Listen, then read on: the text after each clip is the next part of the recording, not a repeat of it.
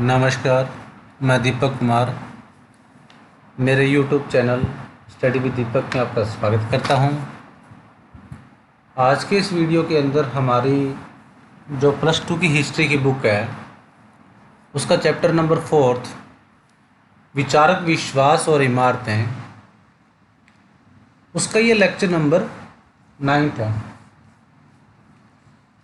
तो जैसा कि हमने लास्ट 8th लेक्चर के अंदर डिस्कशन है वो किया था कि किस तरीके से मूर्तिकला के बारे में हमने पढ़ने के बाद उसके जो स्थायी भाव थे, यानी कि जो पत्थर से बनाई गई जो मूर्तियाँ थी उनको किस अलग अलग तरीक़ों के द्वारा सांची के स्तूपों के माध्यम से उनका जो वर्णन है, उनका चित्रांकन है वो किया गया था। और अलग अलग उनको रूपों के माध्यम से वो अलग अलग तरह से जो सुसज्जित है वो बनाया गया था। हमने ताड़दोर के बारे में, इनकी द्वारा के ऊपर जो की गई पेंटिंग थी उनके द्वारा जो अलग अलग उनकी जो रचना थी वो अलग अलग माध्यम से उनकी व्याख्या थी वो बनाई गई थी। और इसी के तहत जो बौद्ध धर्म के द्वारा, जब बौद्ध धर्म के अंदर महात्मा बुद्ध के द्वारा जिस तरीके से जिस तरीके से उन्होंने ज्ञान की प्राप्ति हुई थी, किस तरीके से उन्होंने पहला उपदेश दिया था, निर्वाण प्राप्त किया था, तो अलग अलग जिन जिन स्थानों पे उन्होंने कुछ घटनाक्रम हुआ था उनसे संबंधित जो प्रतीक थे वो माने गए थे और उसी से संबंधित उनका जो इस्तेमाल है वो किया जाता था। जैसे हमने देखा था कि महात्मा बुद्ध ने जो सारनाथ में पहला उपदेश दिया था और सारनाथ का महत्व है, हम हमारे ऐतिहासिक स्रोत के रूप में भी उनका जो प्रयोग है वो किया जाता है। और इसी के तहत अलग अलग जो लोक परंपराएं थी, चाहे मूर्तिकला के बारे में, जैसे हमने देखा था किस तरीके से मूर्ति को त्याग और तपस्या के साथ नहीं जोड़ा जाता था और साहित्यिक परंपराओं के अध्ययन में वो अलग अलग तरीके से उनका प्रयोग है वो किया जाता था। और जिस तरीके से इस तरह के द्वारा जिस तरीके से उनको वृक्षों में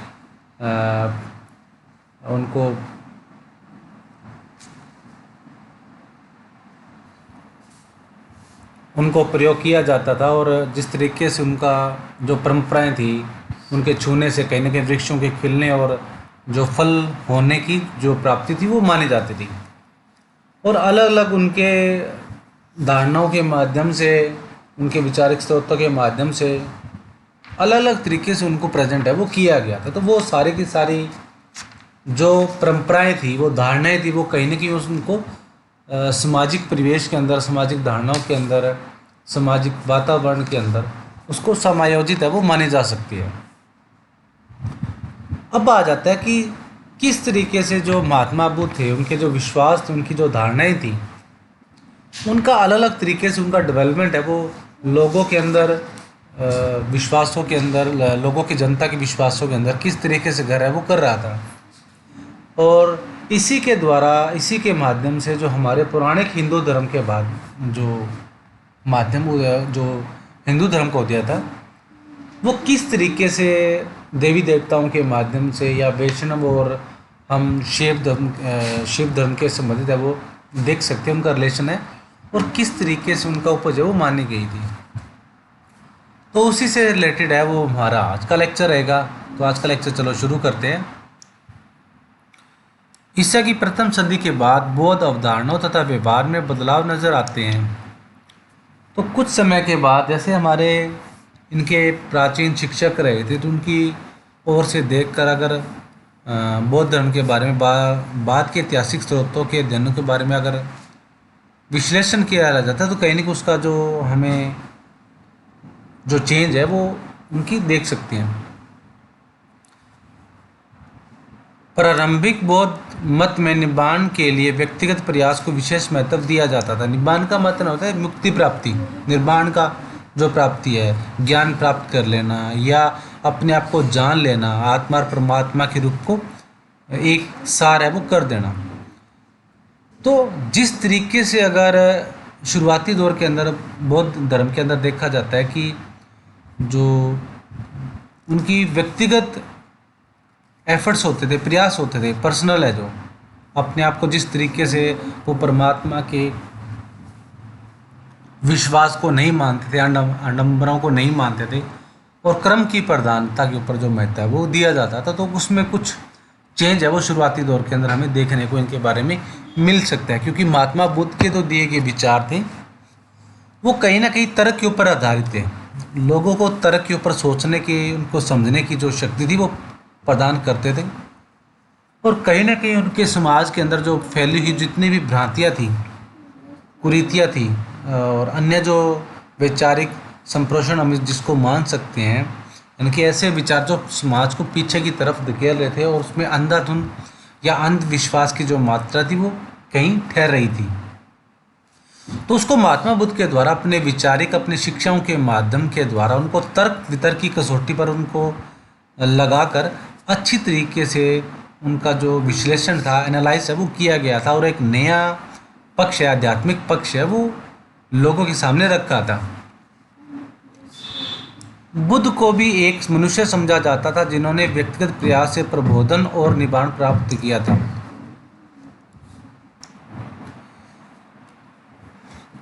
प्रबोधन का मतलब हो जाता है किसी चीज़ को जगाना,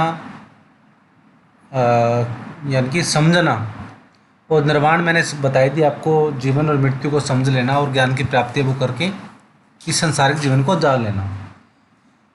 तो बुद्ध के द्वारा भी ये अथक प्रयास किया गया था कि मनुष्य को अपने आप को जान लेना चाहिए, जागृत है वो हो जाना चाहिए। अंधविश्वासों जितनी भी कुरीतियाँ हैं वो समाज को कहीं ना कहीं पीछे धकेलती है, वो आगे जाने के लिए उसको रोक सकती हैं, कहीं ना कहीं उसके मार्ग में अवरोध है वो मानी जा सकती हैं।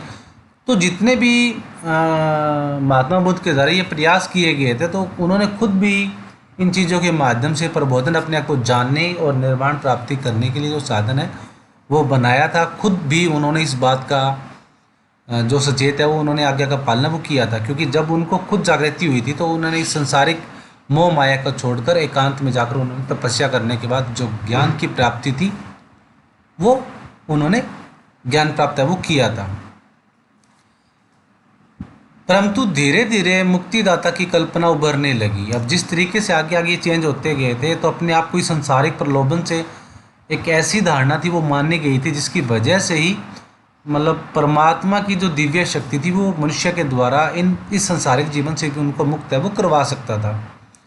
यह विश्वास किया जाने लगा कि मुक्ति दिलवा सकते हैं, साथ साथ बोधिसत्व की अवधारणा भी उभरने लगी थी। अब लोगों के अंदर ये जैसे जैसे धारणा थी वो बन रही थी कि महात्मा बुद्ध के द्वारा ही उन्हें जो जनता को जो मुक्ति है वो दिलाई जा सकती है। और बोधिसत्व का मतलब होता है अपने आप को परमात्मा को मानना, या बुद्ध तत्व की है जो बौद्धिक जो स्तर की जो धारणा है वो उसको चरितार्थ करना, यानी कि जो ऐतिहासिक परम साहित्य, या हम कह सकते हैं एक तरह से जो ईश्वर को जान लेना, मान लेना, जिस तरीके से महात्मा बुद्ध ने अपने आप को जो परमात्मा की अवधारणा के तहत या सच और झूठ का जो इस संसारिक जीवन को उन्होंने जान लिया था, तो लोगों के बीच में यह धारणा बन गई थी कि कहीं ना कहीं जो बौद्धिक तत्व को या उनको मुक्ति दिलवाने के लिए जो धारणा थी वो महात्मा बुद्ध के द्वारा या जो इनके शिक्षक थे उनके द्वारा इनमें माना जा सकता है। बोधिसत्वों को परम करुणामय जीव माना गया था, जो अपने सत्कार्यों से पुण्य कमाते थे, यानी कि जो किए हुए अपने सत्कार्यों के सद्बुद्धि के माध्यम से ही वो ऐसी अचीवमेंट अपने आप को पैदा, जो एक आदर्श रूप है वो हासिल कर लेते थे, जो आइडियल जो रूप है वो माना जा सकता था, जिसमें परमात्मा की या आध्यात्मिक जो रीति रिवाजों के तहत जो सिद्धि है वो माना जा सकता है। लेकिन वे इस पुण्य का प्रयोग दुनिया के दुखों में छोड़ देने के लिए और निर्वाण प्राप्ति के लिए नहीं करते थे। जिस तरीके से महात्मा बुद्ध के द्वारा जिस तरीके से उनका प्रयोग किया जाता था कि वो कहीं दुनिया में या लोगों के द्वारा जो ये धारणा बनाई गई थी उनमें इस बात को घर कर लिया गया था कि उनके द्वारा, महात्मा बुद्ध के द्वारा ही उनके जो जीवन है वो उद्धार किया माना जा सकता है।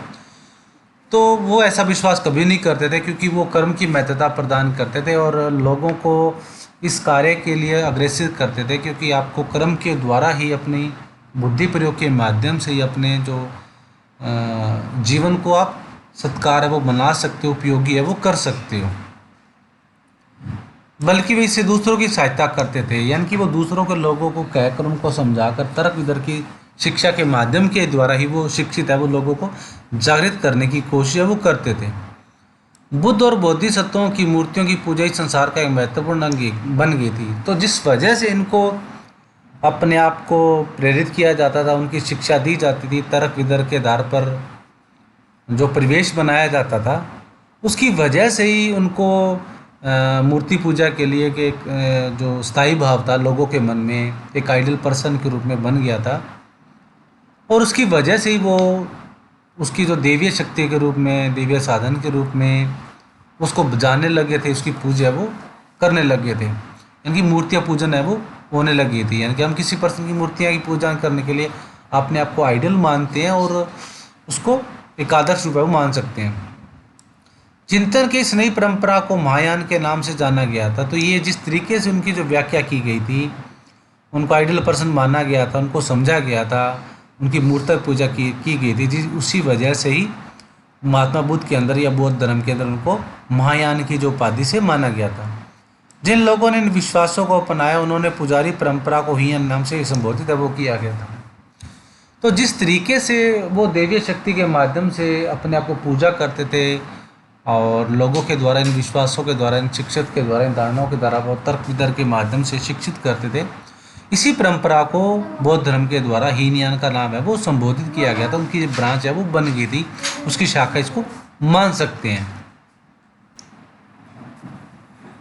यानी कि हीनयान के माध्यम से जो कुछ सिद्धांत और जो विचारधारा बना दी गई थी, उन्हीं परंपराओं को वो पालन करते हुए उसका पालन करते थे। और उनके द्वारा जो तय किए गए जो नीति निर्माण थे, कुछ कार्य योजनाएं थी, उसका पालन करने की वजह से इसको हीनयान की जो बौद्ध धर्म के इसको मान लिया गया था। अब आगे आ जाता हमारा पुराने जो हिंदू समाज का किस तरीके से उसको उदय वो माना जा सकता है। इसका जो प्राचीन हमारे हिंदू धर्म से किस तरीके से उसकी जो उदय शक्ति थी वो हुई थी। मुक्तिदाता की कल्पना सिर्फ बौद्ध धर्म तक सीमित नहीं थी। हम पाते हैं कि इसी तरह के विश्वास एक अलग ढंग से उन परंपराओं में भी विकसित हो रहे थे जिन्हें आज हिंदू धर्म के नाम से जाना जाता है।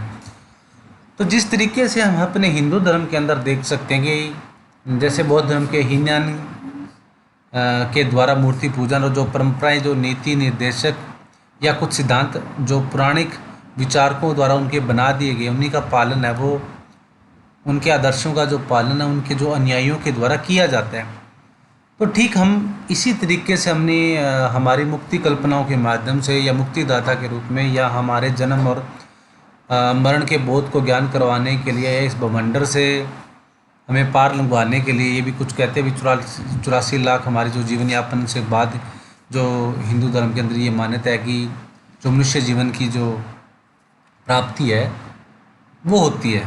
तो इन्हीं परंपराओं के माध्यम से ही जो हमारे पौराणिक जो हिंदू धर्म के अंदर जो रीति रिवाज के माध्यम का प्रयोग है वो किया जाता है हिंदू समाज के अंदर, और उन्हीं आदर्शों का विश्वास के माध्यम से उनका पालन है वो करवाया जाता है।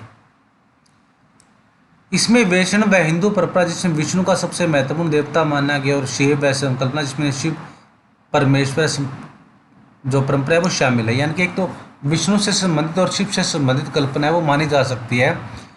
और वैष्णव धर्म के अंदर जिसमें सबसे बड़ा देवताओं का राजा विष्णु को माना गया और शिव के अंदर उसकी कुछ ऐसी परंपराएं, कुछ ऐसी सीमित धारणाएं हैं जो शिव से संबंधित है, वो परंपराएं वो मानी गई है।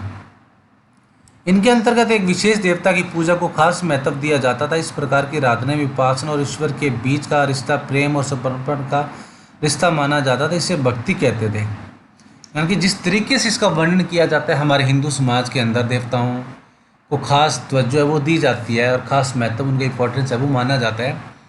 और जीवन में आराध्य के बीच में जो भक्ति भाव है इन दोनों के बीच में रहता है। गुरु और शिष्य का जो रिश्ता होता है वो भक्ति भाव से रहता है और इसमें समर्पण और ईश्वर के बीच में उपासना की जो उपाधि है, यानी कि बड़ा रिलीजियस ढंग से इसको प्रोत्साहित है वो किया जाता है। इसमें जो मार्ग वगैरह इसके बताए जाते हैं उसकी वजह से इसको अलग अलग धारणाओं के अंदर माना जाता है।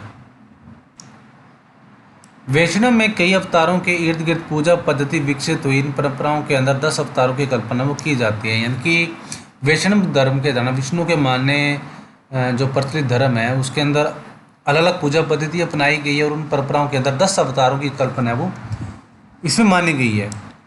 यह माना जाता था कि पापियों के बढ़ते प्रभाव के चलते जब दुनिया में अव्यवस्था और नाश की स्थिति आ जाएगी तब विश्व की रक्षा के लिए भगवान अलग रूप में अवतार वो लेते हैं। यानी कि अगर जब जिस तरीके से समाज या विश्व के अंदर अलग जो स्थिति इस तरीके से भ्रामक हो जाएगी या खतरनाक स्तर पे पहुंच जाएगी तो उस भवंडर से पार लगाने के लिए या करने के लिए हमें जो विष्णु अवतार के रूप में इसको माना जा सकता है, जिसमें एक जो मुख्य रूप से जो शिष्य होंगे इनके रूप होंगे वो अलग अलग एक रूप के माध्यम से विश्व की रक्षा करने के लिए वो संभवतः आएंगे।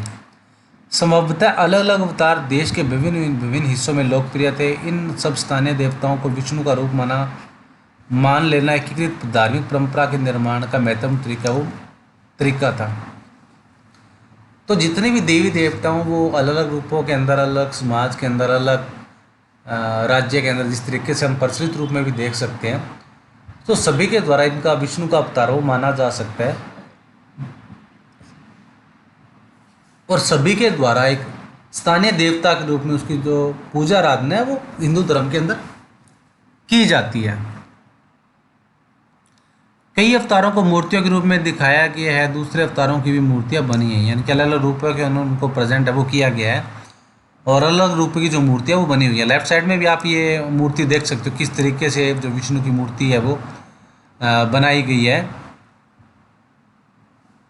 दूसरे देवताओं की मूर्तियाँ बनी है। शिव को उसके प्रतीक लिंग के रूप में बनाया जाता है, लेकिन उन्हें कई बार मनुष्य के रूप में भी दिखाया जाता है। तो जिस तरीके से हम शिव के रूप में देख सकते हैं उनको अलग अलग रूपों के अंदर जो प्रेजेंट है वो किया जाता है। ये सारे चित्रण देवताओं से जुड़ी हुई मिश्रित अवधारणाओं पर आश्रित थे। उनकी खूबियों और प्रतीकों को उनके शिरोवस्त्र, आभूषणों, आयुधों और बैठने की शैली में इंगित है वो किया जाता था। यानी कि जिस तरीके से जिन देवताओं का वर्णन और उनका प्रतिरूप बनाया गया था उनको उन्होंने अलग अलग विशेषताएं दी। जिस तरीके से आप देख सकते हो कि हम शिव की अलग आराधना के रूप में उनकी विशेषता के रूप में जानते हैं, गणेश की अलग विशेषता के रूप में जानते हैं, बजरंगबली या कुछ अलग जो भी देवताएं हैं उनको अलग अलग उनके वस्त्र की वजह से, आभूषणों की वजह से, उनके हथियार और जिस पे सवारी करने की जो शैली होती है, बैठने की, लड़ने की, तो अलग अलग तरीक़ों से उनको अलग अलग समाज सभ्यता के अंदर उनको अलग अलग तरीके से उनको जाना जाता है। इन मूर्तियों के अंकन का मतलब समझने के लिए इतिहासकारों को इनसे जुड़ी हुई कहानियों से परिचित होना पड़ता है। कई कहानियाँ प्रथम यानी कि जिस तरीके से इनका वर्णन किया गया इनके देवी देवताओं के, इनके ऐतिहासिक उनके कालक्रम के बारे में, तो इतिहासकारों से उनकी अलग अलग जो हम कहानी है हमारे धार्मिक आध्यात्मिक रूप से उनका देख सकते हैं। जैसे महाभारत रामायण में हम देख सकते हैं हमारी अलग अलग उदाहरणें हैं वो बनाई गई है। श्री कृष्ण है, शेरावाली माता है, हमने अलग अलग वार के रूप में भी अलग अलग जो विश्वासों के माध्यम से अलग अलग जो देवता बनाए हुए हैं, अलग अलग उनकी डे बाई के हिसाब से उनकी आराधना वो की जाती है। तो ये सभी के कहीं ना कहीं जो विश्वास के माध्यम से इनको देखा जा सकता है। कई कहानियाँ प्रथम सहस्त्राब्दी के मध्य से ब्राह्मणों द्वारा रचित पुराणों में पाई जाती है। जैसे जिस तरीके से पुराणों की कल्पना और उनकी बनावट की गई उसके अंदर ब्राह्मणों के द्वारा अलग अलग उनकी उत्पत्ति के माध्यम से उनके जो किस्से हैं वो बनाए गए हैं। इनमें बहुत से किस्से ऐसे हैं जो सैकड़ों वर्ष पहले रचना की बात सुनाए जाते रहे हैं। इनमें देवी देवताओं की भी कहानियाँ शामिल हैं।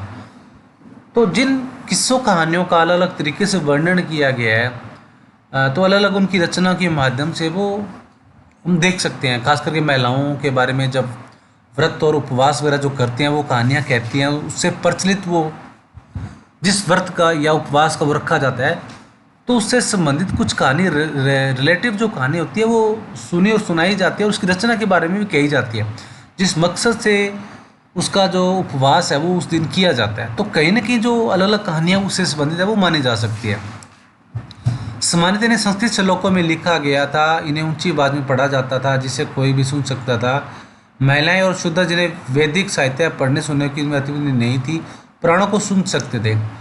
जिस तरीके से जो शूद्र और महिलाएं होती थी पहले समाज और व्यवस्था के अंदर हिंदू धर्म के अंदर भी कुछ ऐसी धारणाएं थी जहाँ सभी वर्गों को शामिल है वो नहीं किया जाता था। जैसे महिलाएं थी, उनको कुछ खास दिन के लिए या फिर कई समाजों के अंदर सभी के लिए, या फिर शूद्र थे, उनको कुछ ही किसी खास अवसर के ऊपर उनको शामिल है वो नहीं किया जाता था, या पूरा ही पूरा महिलाओं शूद्रों को कहीं ना कहीं वेदों और उपवासों के माध्यम से या कहानियों या किए जाने वाले जितने भी वो जो अनुष्ठान अनुष्ठान वगैरह जो आयोजित किए जाते थे, वो कहीं ना कहीं उनको शामिल है वो नहीं किया जाता था। लेकिन इनसे संबंधित एक धारणाएं थी, जो ऐतिहासिक स्रोत जो श्लोक थे, उनको पढ़ने के लिए वो ऊंची ऊंची आवाज़ में उसका प्रयोग करते थे, क्योंकि वो जो महिलाएं और जो शूद्र थे, उनको शामिल ना करने की वजह से जो उनकी जो रचना थी, जो रचनात्मक कहानियाँ थी, वो सुन सकते थे। पुराणों की ज़्यादातर कहानियाँ लोगों के आपसी मेल मिलाप से विकसित हुई थी। जिस तरीके से पुराणों के बारे में हम देखते हैं तो उनके अंदर अलग जो जो उनकी जाति और उनके डेवलपमेंट की वजह से ही वो अलग अलग उनको जाना जा सकता है। पुजारी, व्यापारी तथा सामान्य स्त्री पुरुष एक से दूसरी जगह आते जाते हुए अपने विश्वास और अवधारणाओं का आदान प्रदान करते थे। तो जिस तरीके से पुजारी और अन्य स्त्री और पुरुषों के बारे में, व्यापारी लोगों के बारे में बताया गया, तो अलग अलग उनके धारणा विश्वासों के बारे में जो व्यवस्था थी वो अलग अलग बनाई गई थी। उदाहरण के लिए हम यह जानते हैं कि वासुदेव कृष्ण मथुरा इलाके के महत्वपूर्ण देवता थे। कई शताब्दियों के दौरान उनकी पूजा देश के दूसरे इलाकों में भी फैल गई थी। अब जिस तरीके से भगवान कृष्ण की जो पूजा स्थली या महत्वपूर्ण जो संबंधित स्थान है वो माना जा सकता है कि वो जो मथुरा या उसके वृंदावन के आसपास के क्षेत्र तक महत्वपूर्ण थे। लेकिन जिस तरीके से उनकी उपासना की जाती है, उनको मान्यता दी जाती है, उनकी धारणाएं, उनके वैचारिक जो कहानियाँ हैं, तो उसकी वजह से ही उसकी जो प्रसिद्धि है वो अलग अलग जो समाज के अन्य भागों के अंदर उनकी पूजा है वो की जाती है। तो ये था हमारा आज का वीडियो, आज का लेक्चर, और जिसके अंदर हमने अलग अलग विचारों के रूप में अलग अलग जो इनके टॉपिक के माध्यम से इनकी आज के लेक्चर के अंदर हमने जो बनाने की जो प्रक्रिया थी बौद्ध धर्म के, उनकी जो आइडियल स्थिति थी, किस तरीके से उनके विश्वास के बारे में और पौराणिक हमारे हिंदू धर्म के समाज के बारे में, उसके उदय के बारे में, उनकी धारणाओं के बारे में पढ़ा। तो ये था आज का लेक्चर, आज का वीडियो। लेकिन आपसे एक बात और कहना चाहूँगा कि जिस तरीके से ये थोड़ी सी स्थिति कोरोना वायरस की वजह से फैली हुई है, तो आई थिंक कहीं ना कहीं आपका जो माइंड है वो कहीं ना कहीं विचलित हो रहा होगा। आसपास कुछ घटनाक्रम भी ऐसा हो रहा है और कुछ र्यूमर्स भी फैल रही है कहीं ना कहीं, क्योंकि आजकल न्यूज़पेपर टीवी और जो सोशल मीडिया उसके वजह से सच्चाई कम आती है और र्यूमर्स जो अफवाहें हैं वो ज़्यादा फैलती हैं। तो इन पे बच्चों आपको ध्यान नहीं देना है, जितनी भी अफवाह वगैरह हैं वो आपको ध्यान नहीं देना है। आप न्यूज़पेपर कोई भी न्यूज़, ऑथेंटिक न्यूज़पेपर वो पढ़ सकते हो, या फिर राज्यसभा जो न्यूज़ टेलीविज़न है उसको देख सकते हो। उसकी जो न्यूज़ है वो ऑथेंटिक है। और पीआईबी जो चैनल है, प्रेस इन्फॉर्मेशन ब्यूरो, उसको आप एक दिन में एक बार आप देख सकते हो। जो भी सरकार की तरफ से कोई गाइडलाइन होती है जारी करने के लिए, बताने के लिए, वो दे दी जाती है। तो आज ही जैसे हमारे शिक्षा मंत्री के द्वारा जो जो +2 की जो डेट शीट है वो डिसाइड किया, और कुछ मार्किंग के लिए भी कुछ उन्होंने रूल है वो डिसाइड किए हैं। तो ये जैसे भी है, ये स्थिति सभी जगह है, चलती रहेगी और चल ही रही है, चलती रहेगी। लेकिन आपको इन बातों की तरफ ध्यान नहीं देना। अपना हर सब्जेक्ट का अपने वीडियो देखो, अपने लेक्चर है वो रोज़ देखो, एक बार देखो, 2 बार देखो, जब तक आपको पूरा समझ में ना आए। और जब आपको समझ में आए तो उसकी रिकॉर्ड आप 1 बाय 1 आपकी उसके नोट्स बनाइए। और फिर भी अगर आपको वीडियो देखने के बाद किसी भी सब्जेक्ट का, किसी टीचर की वीडियो आपको समझ में नहीं आ रही है, तो आप मैसेज कीजिए। मैसेज पे नहीं आप सेटिस्फाई हो रहे तो आप उनको कॉल कर लीजिए। तो आप पढ़ते रहें, अपनी स्टडी है वो कंटिन्यू रखें। जैसे जैसे वीडियो बन रहे हैं आप अपने थोड़ा थोड़ा काम है वो करते जाएँ रेगुलर। अपनी जब तक रेगुलर क्लासें नहीं लग जाती, आप ऑनलाइन अपनी स्टडी है वो कंटिन्यू रखें। तो स्वस्थ रहें और बिना टेंशन के अपनी स्टडी है वो कंटिन्यू करें। और अफवाहों पे ध्यान ना दें। तो आज का वीडियो इतना ही, मिलते हैं अगले वीडियो में एक नए लेक्चर के साथ। तब तक stay home, stay safe and be positive.